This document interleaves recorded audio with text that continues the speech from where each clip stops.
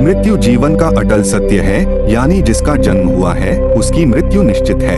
पृथ्वी पर आए हर एक जीव को इस लोक को छोड़कर जाना पड़ता है।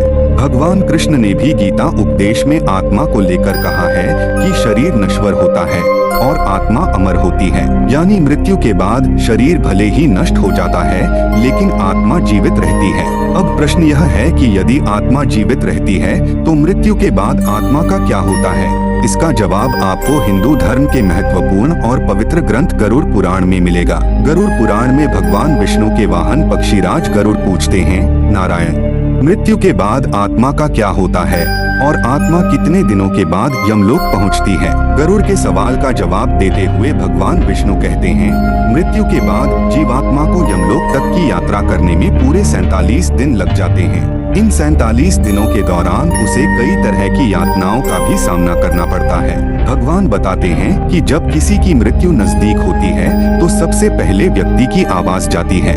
इसके बाद मृत्यु से कुछ समय पहले ही व्यक्ति को दिव्य दृष्टि प्राप्त होती है, जिसमें मनुष्य सारे संसार को एक रूप में देखने लगता है और इस तरह से उसके शरीर की सभी इंद्रियां शिथिल हो जाती हैं। जब व्यक्ति की मृत्यु हो जाती है तो यमलोक से 2 दूत आते हैं और दूतों को देख आत्मा शरीर का त्याग कर बाहर निकल जाती है। आत्मा के शरीर त्यागने के बाद यमराज के दूत आत्मा के गले में पाश बांध देते हैं और उसे यमलोक ले जाते हैं। मृत्यु के बाद 13वीं और पिंडदान क्यों जरूरी होते हैं?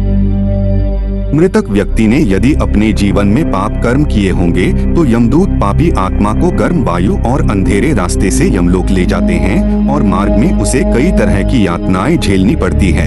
इसके बाद आत्मा को आकाश मार्ग से वापस उसके घर छोड़ दिया जाता है। कहा जाता है कि मृत्यु के बाद मृतक की आत्मा अपने परिवार वालों के साथ पूरे 13 दिनों तक रहती है और मृत्यु के बाद होने वाली अंतिम क्रियाओं और रस्मों को भी देखती है। 13 दिन बाद जब आत्मा का पिंडदान, 13वीं और ब्राह्मण भोज आदि किया जाता है तो इसके बाद यमराज के यमदूत आत्मा को फिर से लेने के लिए आते हैं। इसलिए हिंदू धर्म में किसी की मृत्यु के बाद 13वीं और 10 दिनों तक पिंडदान करना जरूरी माना गया है, क्योंकि इससे आत्मा को यमलोक तक की यात्रा करने के लिए शक्ति मिलती है। लेकिन इसके बाद भी यमलोक तक की यात्रा आत्मा के लिए आसान नहीं होती है। मृत्यु के बाद के वो 47 दिन, जब 13 दिनों के बाद यमदूत आत्मा को यमलोक ले जाने के लिए आते हैं तो आत्मा को सबसे पहले वैतरणी नदी पार करनी पड़ती है।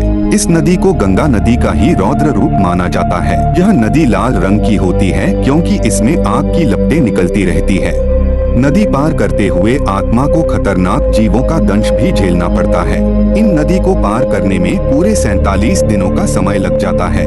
लेकिन यदि व्यक्ति ने अपने जीवन काल में अच्छे कर्म किए हों या गौदान किया हो तो उसे ये यातनाएं नहीं झेलनी पड़ती, क्योंकि उसी गाय की पूंछ पकड़कर आत्मा वैतरणी नदी को पार करती है। वैतरणी नदी को पार करने के बाद जब आत्मा यमलोक पहुंचती है तो यहाँ यमराज उसके कर्मों का लेखा जोखा करते हैं। इस तरह से जीवन काल में किए कर्मों के अनुसार यमराज आत्मा को स्वर्ग या नरक में भेजते हैं। इसलिए व्यक्ति को अपने जीवन में हमेशा अच्छे कर्म करने चाहिए, क्योंकि अच्छे कर्मों का फल न सिर्फ जीवन बल्कि मृत्यु के बाद भी मिलता है।